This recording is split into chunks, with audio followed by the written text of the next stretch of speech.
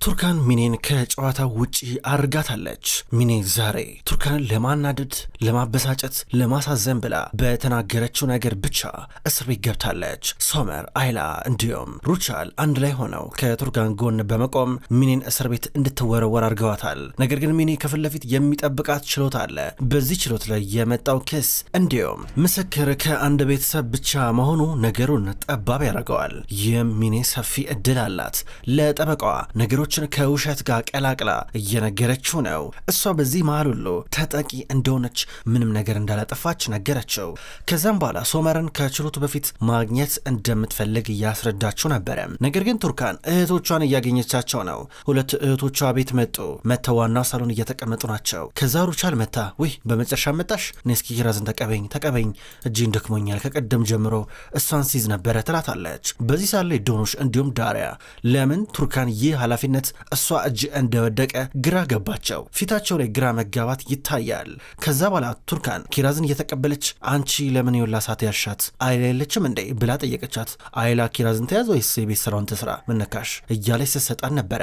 ዶኖሽ በጣም ከፍቷታል። ዶኖሽ ከዳሪያ አጠገብ እንደተቀመጠች ነው። ሁለቱም እህቷቸውን ማናገር ይፈልጋሉ። ታዲያ ሶመሬት ነው ያለው ብላ ሩቻል ጠየቀቻት። ይመጣል ትላታለች ቱርካን ይህን ወሬ ለማስቀረት እየሞከረች ነው፣ ሀሳብ ለማስቀየር። እሺ ዶክተሩስ ምን አለ ብላ ሩቻል ጠየቀች።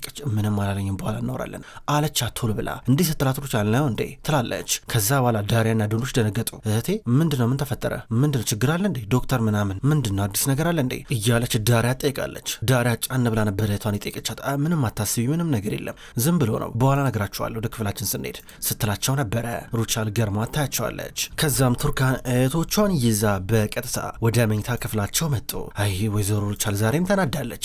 እሷ ሴትዮ ምን ቶሎ እንደሚያናዳት ግራ እኮ ነው የሚገባኝ። እኔ ምለው ምንድነው ግን ልጅ በጣም ብዙ ተንከባከብሽው እኮ ግዴታሽ ነው እንዴ? አልገባኝም እኮ ትላታለች ዳሪያ። እስኪ ምን ላርግ ታዲያ፣ እንደው እናቷ አሁን ከጎኗ የለችም ስትል ነበር። እንዴት ሆነው እያሉ ዳሪያ እንዲሁም ዶኖሽ ይጠይቃሉ። ከዛ ቀስ ብላ እንቅልፏን አስተኛቻት ቱርካን። ከዛ ወደ እነሱ ቀረበች። ምንድነው አልገባንም ብለው ጠየቋት። ፖሊስ ጣቢያ ያለችው ለጊዜው ታስራለች ብላ መለሰች። ማለት ፖሊስ ምን አጥፍታ ምን አርጋ ብለው ዶኖሽና ዳሪያ ግራ ገብቷቸው ለመጓጉተው ጠየቁ። ብዙ ነገር አለ፣ እኔ ነኝ እዛ እንድትገባ ያደረኩት። በመጨረሻም እውነቱን ተናዘዘች አለች። የምን እውነት ብለው ጠየቋት። ግራ ገባቸው። ከዛ እሷ ታስባላችሁ ግን እናንተ ማለቴ ይህ ልጅ የኔ እርግዝና የወረደው እንዲሁ በእኔ ጥፋት ብቻ ይመስላችኋል ብላ ጠየቀቻቸው። እና በማን ነው ብለው ግራ ገብቷቸው ጠየቋት። ከዛ እሷ መድኃኒት ሰታኝ ነው ሻይ ውስጥ ጨምራ ብላ ነገረቻቸው።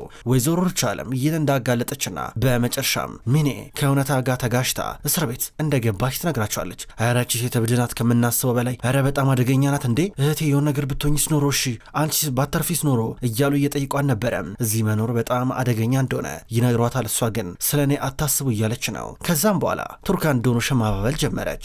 አንቺስ ምን ሆነሽ ነው ብላ ስጠይቃት ዶኖሽ ሴርዳር ቺት አረገብኝ ብላ ስታለቅስ ነበረ። ዳሪያ እንዲሁም ቱርካን እሷን በማባበል ተጠመዱ። ከቀናት በፊት እኮ ደውዬለት ማሙት ከሚባል ልጅ ጋር ነው አብሬ የምኖረው አንድ ቤት ውስጥ ብሎ ነበረ፣ እሺ ለምን ዋሸኝ ብላ ግራ ገብቷት እያለቀሰች ስትጠይቃቸው ነበረ። ቱርካን እህቷን አቅፋ ታባብላታለች። በሌላ በኩል ሶመር ቱርካን ከአባቷ ጋር ተጣልታ ሁሌ እየተጎዳች እንደሆነ ያውቃል። ስለዚህ ወደ አባቷ መጣ ሊያናግረው ወደ ውስጥ እየገባ ነበረ። ከዛ ወደ ቢሮ እንደገባ ኤውሌ ፍራኔን ለአሁንም ቢሆን ልዘባረቅ ከሆን አልፈልግም፣ በጣም ደካክሞኛል፣ በቃ ከምሳ በኋላ ወረቀቶቹን ከምሳ በኋላ አምጣለኝ እያለ ነበር ሳድቅ አንገቱን አቀርቅረው። ከዛ ሶመር ዝም ብሎ ሳድቅን አየውና እኔ ነኝ የመጣሁት አባቴ ሳድቅ አለው። አንተ ደፋር አይነ ውጣም ልቶ መጣ አይነን በጨዋታ መጣ ውጣ ከዚህ እያሉ ነበረ። እንደፈለክ በል እኔ ግን አልወጣም እያሉ ነበረ። ትንሽ አታፍርም እንዴ ማፈሪያ ውጣ ከዚህ እያሉ ነበረ። አልወጣም አባቴ ሳድቅ አንድ ጊዜ ትሰማኛለህ አልወጣም ሲለው ነበረ። እንዴት ነው አባቴ የምትለኝ አንተ ምን ድፍረት ነው ውጣ ከዚህ እያለው ነበር። ሶመር አልወጣም ትሰማኛለህ አባቴ ሳድቅ አንድ ጊዜ ቢያንስ ስማኝ እያለው ነው። አልሰማም ምልስማ እያለው ሶመር አሁንም አልወጣም ሲለው ሳድቅ ተናዶ ፊቱን መታው። ፊቱን በእጁ ሲመታው ሶመር ጉንጩን ይዞ ዝቅ አለ። ከዛ ቀና ብሎ እሺ አሁንም ቢሆን ትሰማኛለህ እኔ አልሄድም እያለው ነበረ። ሳድቅ ከዛ በአንተ ምክንያት ልጄን አጣውኝ እያለ ሶመር መውቀስ ጀመር። እንዴት ሆነ አባቴ ሳድቅ ቱርካን እኮ ቀን በቀን እየተጎዳች እኮ ነው፣ አንተ ትንሽ አታዝንላት አትነግራትም እንዴ ይለዋል። ሳድቅ ፊቱን አዙሮ ቆመ። ቢያንስ እንደ አባት ከጎኗ እኮ መሆን እኮ አለብህ። ምን እያልክን ያለው? ሁል ጊዜ ማታ ማታ በእናንተ ምክንያት እንደምታለቅስ ታውቃለህ? ልጅ በጣም ነው የምትወዳችሁ አንተንም እናቷንም። ነገር ግን በእናንተ ምክንያት እንደዚህ ልቧ ተሰብሯል። እሷ መሆን የምትፈልገው ደስተኛ ብቻ ነው። እናንተ እንድትስቁ ብቻ ነው ደግሞ የምትፈልገው። ከቤተሰቧ ጋር መሆን ነው የምትፈልገው። በዚህ በተሰበረችበት ባዘነችበት ብቻዋን በሆነችበት አጋጣሚ አባት እንዴት ልጁን ይሸሻል? እንዴት ሆኖ እያለው ነበረ። ሶመር በህይወቷ በጣም ቱርካን አባቷን እንደምትወደው እየነገረው ነበረ። ከዛ ሳድቅ አሰባሰበና ዞር አለ። ልጄ በጣም ናፍቃኛለች እያለ ሶመርን አቀፈው። ሁለቱም ይተቃቀፋሉ። ሳድቅ በመጨረሻም ከቱርካን ጋር ሊታረቅ ወስኗል። ቱርካን በሌላ በኩል እህቷን እያባበለች ነው። ዶኖሽ ማልቀሷን አላቆመችም። ከልጅነቷ ጀምሮ አብሯት የነበረው ሴርዳር ኢዝሚር ከሄደ በኋላ ሌላ ሰው ሆኗል። አሁን ይህንን ባንዴ ለመቀበል የሞትን ያህል ከብዷታል። ሴርዳር ያደረገኝን ነገር ልቀበለው አልችልም ብላ እያለቀሰች ነው። ብዙ ከተላቀሱ በኋላ በቃ እንሂድ ይባባላሉ። ዳሪያ እማዬ እንዳታሰብ ብንሄድ ይሻላል እያለች ቀጥታ ከዶኖሽ ጋር ከተቀመጠችበት ተነሳች። አብረው እየወጡ ነበረ። እህታቸውንም ተጠንቀቂ ብለዋት ይንቀሳቀሳሉ። በአንድ በኩል ኦዛር ከሴቪሌ ጋር ተገናኘ። የተገናኙት እሱ ጠርቷን ነበረ። ስለ ሙስጠፋ ጉዳይ ላናግርሽ ብሏት ገና ከመምጣቷ ሙስጠፋ እንዴት ነው አላት። ያው ላይ ክፍሉን ቆልፏል እንደተኛ ነውንም ቢሆን በማለት መለሰችለት። ያው አሁንም ተናድጄበታለሁ፣ ብናድድበትም ግን በጣም አስጨንቆኛል አላት። ለምን ነው የምትጨነቀው? አንተ ለሷ አይደለም የተጨነክለት። አንተ የተጨነከው እንደገና ሙስጠፋ ሌላ ግርግር እንዳይፈጠር ነው አንተ የምትፈራውን። ስለሱ ምንም ነገር መጨነቅ አይጠበቅብም። ይኸውልህ ቤተሰብ እንዳይናጋ በጣም ነው የምትፈራው። ችግር የለም እሱ ያንተን ሰላም አይበጠብጥም። ያንተን ቤተሰብ ለማወቅ ፍላጎትም የለውም። እሺ መጀመሪያውኑም ይሄ ነገር እንዲታወቅ አልፈለክም ነበረ።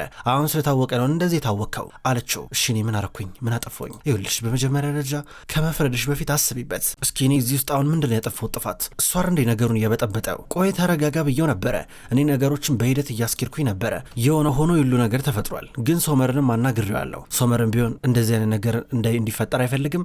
በቃ ለሩቻልም አይነግራትም አላት። ጥሩ በቃ ችግር የማይፈጠር ከሆነ ከዚህ በኋላ ሙስጠፋን አንተ ነገር መፈለግን አቁም። ከዚህ በኋላ እኔ ነገር አልፈልግም፣ በቅቶኛል።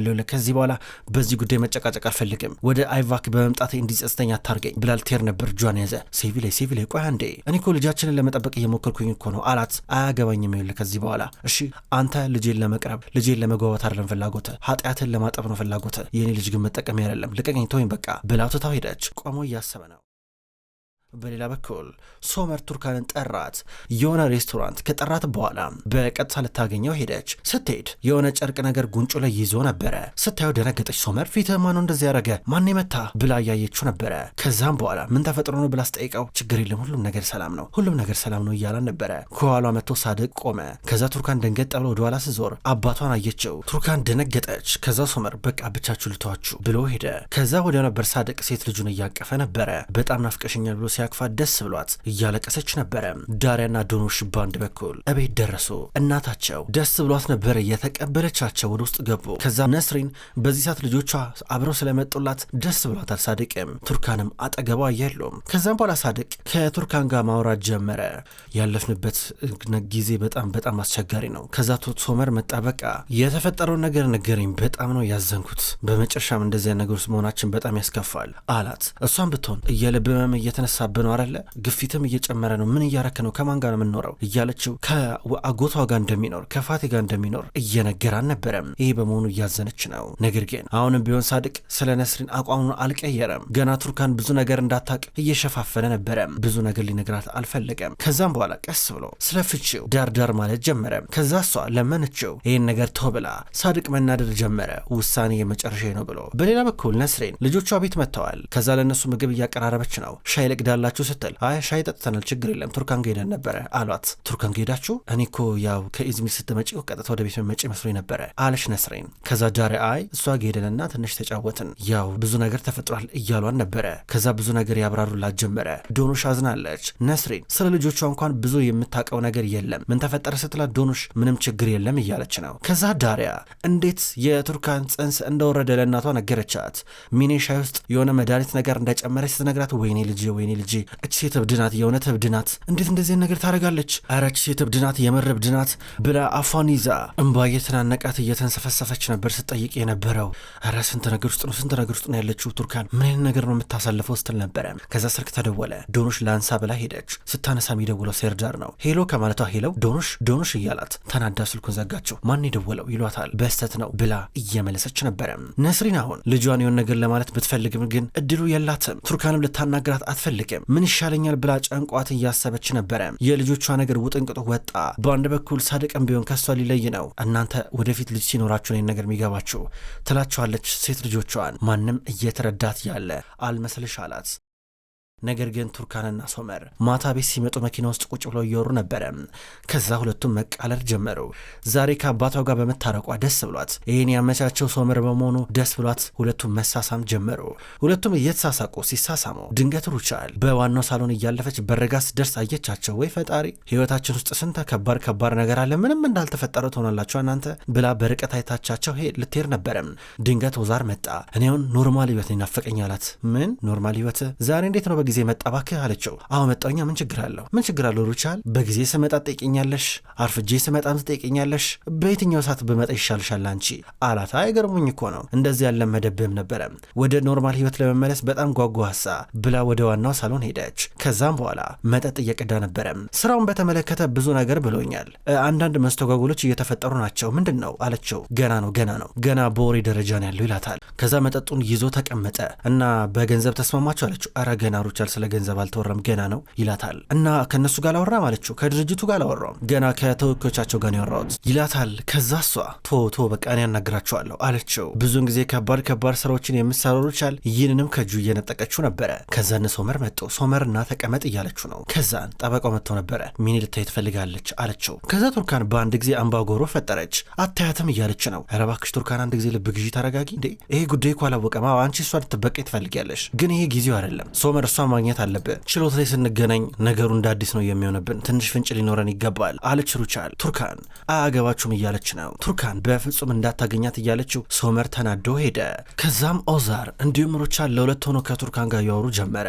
ቱርካን እልም ያለ እል ውስጥ ገብታለች። ከዛውንም ሶመርን ተከተለችው። ልብሱን እየቀየረ ነበረ። እቺ ሴት አታገኛትም አይደለ? እኛ አይመለከተንም ስለሷ፣ በፍጹም እንዳታገኛት አለችው። አላውቅም፣ ላገኛት አላውቅም። እኔ ማንቀው እያንዳንዱ እርምጃውን በጥንቃቄ መሞላት እንዳለበት ነው። በአሁኑ ስህተት ከሰራሁኝ በጣም ከባድ ነው የሚሆነው። ስለዚህ መጠንቀቅ እንዳለብኝ ብቻ ነው የማውቀው እያላን ነው። ታዲያ የማይረባ ክሶቿን ሄድ ልታዳምጥ ነው? እሷን ሴት ከዚህ በኋላ እንድታገኛት እንድታያት አልፈልግም። ቅጣቷን ትቀጣ በፈለገችው መንገድ እያለችው ነበረ። ተረጋጊ እያላን ነው። ሶመር ትቷት ሄደ። ቱርካን ፈርታለች። በሌላ በኩል ነስሪን ቤት ውስጥ ብቻዋን ናት፣ ማንም የለም። ስለ ሴት ልጇ ስለ ቱርካን ታስባለች። የእነሱ ነገር ተስፋ አስቆራጭ ሆነባት። ፎቶን ገልብጣ እያስቀመጠች ነው። ስለ ዶኑሽም ታስባለች። ዶኑሽ በሌላ በኩል ከሴርዳር ጋር የሚያገናኛትን ስለ ሱ ትዝ የሚያስብላትን ፎቶ ማስታወሻ ደብዳቤ እንዳለ ከነበረበት ቦታ እየወጣች ነው ጎርጉራ። ከዛም በኋላ ዳሪያ ስትመጣ ለምንድነው ራስሽን የበለጠ መትጎጂ ውስጥ ትላት ነበረ። ተመልከቼኝ 3ኛ ክፍል እያለ ይጻፈልኝ ጽሁፍ ነበረ ትላታለች። ሁሉንም ነገር ሰብሰባ ልታቃጥል ወደ ውጭ ወጣች። ድንገት ሴርዳር መጣ። እንደመጣ እጇን ይዞ እየሄደ ነበረ። ሴርዳር እጅን እያሳመምከኝ ነው ልቀቀኝ ትሏለች። አንቺ ነሽ እያሳመምሽኝ ያለሽ ና እንዴ ይላታል። ይኸውልሽ በመጀመሪያ ደረጃ ስለተፈጠረው አለመግባባት ይቅርታ ጠይቃለሁ ዶኖሽ፣ ሁሉም ነገር የኔ ስህተት ነው። በመጀመሪያ ደረጃ ከወንድሜ ልጅ ጋር ከኢብሩ ጋር እንደምኖር ለአንቺ መናገር ነበረብኝ። ከኢብሩ ጋር ምንም የሚያገናኘኝ ነገር የለም። በቃ ሂጂና ከፈለግሽ እናትሽን ጠይቂያት፣ አባትሽን ጠይቂው፣ ያቋታል እሷ የወንድሜ ልጅ እንደሆነች። ከፈለግሽ አባዬን ጠይቂው፣ ምንም የዋሸሽ ነገር የለም አላት። ማሙትስ ለምሮ ከእሷ ጋር እንደምትኖር ያልነገርከኝ ምንድነው ችግሩ? ከማሙት ጋር ነው የምኖረው ብላኝ ነበረ። ሴርዳር አንተ እኮ ተቀይራል እኮ ኢዝሚር ከሄድክ በኋላ እኮ ሌላ ሰው እኮ ሆነሃል። አመለካከት፣ አስተሳሰብ ሁሉ ተቀይሯል። አነጋገር ሁሉ ተቀይሮብኛል። ይህም መናገር እንዲከበድ አለችው። አለመግባባት እኮ ነው፣ በቃ ቀላል ነገር ነው አላት። ከዛ እሷ በቅቶኛል አለችው። እንደምትለየው ነገረችው። ሲጀመር ሰበብ ነው ሲጀመር ከኔ ለመለየት አስበሻል ማለት ነው እያላን ነበረ። ዶኖሽ ማምረሯ እየተዋጠለት መጣ። ከዛም በኋላ ዶኖሽ ከዚህ በኋላ ካንተ ጋር መሆን አልፈልግም እያለችው ነው። አብረው እንደማትሆን ስትነግረው እንባ እየተናነቀው ነበረ። አንተ ላይ ያለኝን እምነት አጥቻለሁ ተወኝ በቃ ብላ መጣች። ከመጣሽ በኋላ ፎቶቹን እሳት ውስጥ እየጨመረች አሁን ደግሞ በቀጣይ ከልቤ ውስጥ አቃጥዬ አጠፋለሁ፣ ወደ አመድነት ቀይራለሁ፣ ድምፅም ተንፋሽም መልክህ ሁሉ እስኪጠፋብኝ ድረስ አቃጥልሃለሁ እያለች ፎቶቹን፣ ደብዳቤዎቹን እንዳለ ማስታወሾቹን እያነደደቻቸው ነበረ። ዳሪያ ታባብላታለች። በርቀት ይህን የምታየው ነስሪን ናት። ነስሪን በርቀት እንደዚህ እያየቻቸው በዚህ ሰዓት ላይ እንኳን ከሴት ልጆቿ ጎን መቆም ባለመቻሏ በራሷ እያዘነች ነው። ክቡራን ተመልካቾች እንኳን ወደ ቅመም ስቶሪ የዩቲዩብ ቻናል በሰላም መጣችሁ። ክቡራን ተመልካቾች የወፍ ጎጆ ድራማ ከተጀመረ ብዙ ክፍሎች ተቆጠሩ። ውድ ተመልካቾች የወፍ ጎጆ ድራማ አሁንም ቢሆን ይቀጥላል። ሁልጊዜም ቢሆን ዘውትር እየመጣችሁ የምትከታተሉ በላይካችሁ በኮሜንታችሁ የምታግዙኝ የዘውትር ተመልካቾች በጣም አድርጌ ለማመስገን እወዳለሁ። ውድ ተመልካቾች በቀጣይ በአዳዲስ ክፍሎች ድጋሚ የምንገናኝ ይሆናል። እስከዛው ድረስ ግን በያላችሁበት መልካም ቆይታ ይሁን።